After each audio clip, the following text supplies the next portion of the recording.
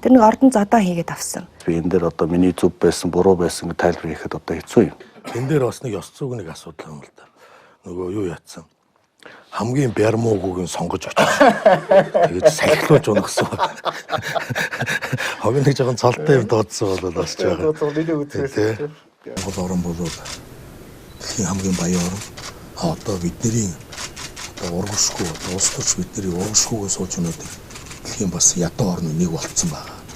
Энэ тал дээр бол хоёр гар нийлж, санаа нийлж, сэтгэл зориг нийлнэ гэсэн юм хатуу бодолтой байна. Илаа юм хэлж байгаа. Тэгээ одоо Монгол улсын 30 дахь ерөнхий сайд бас нэр яман дэвшүүлж Монгол улсын их хурлын чуулганаар хэлцүүлсэн явдлуудаа танд бас талархал илэрхийлж байна. За баяр үргэлж дахин зогцсон тохиол гэл ажилдаа таны мэдгүй юм ярилтай биш тийм ээ. Монголчуудынхаа сайн сайхан амьдруулах тал дээр бол олон саналууд бид нэр ярилцсан. Тэгээ хамтарч ажилланаа.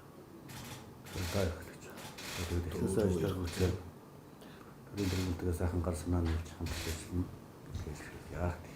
Үе үеийн ерөнхийлөгч ерөнхий сайд нар хоорондоо асуудалтай байдаг байсан. Бид гурав бол Монгол улсынхаа төлөө гэдэг дээр бол нэгдэн одоо энэ асуудлыг шийдэж байгаа. Дашрамд хэлэхэд бас энэ ярианы далимд бас аюулгүй зөвлөгөө хоёр гишүүн бас талархаж явдаг.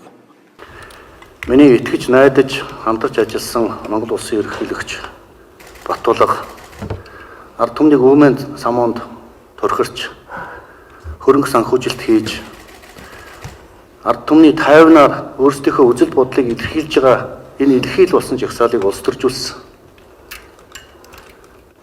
Миний итгэл найдар үнэхээр алдарч байгаа. Монгол улсын ерөнхий сайд Монголын ард түмний итгэл найдварыг өсөрдүүлэх ийм үйлдэл яагаад хийх болов?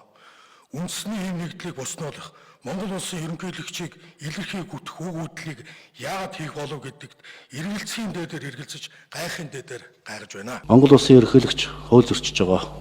Ардсан намаа самарсан. Одоо ардын засгийг самарлаа. Цаашдаа Монголыг самрах юм байна гэж би бодож байгаа.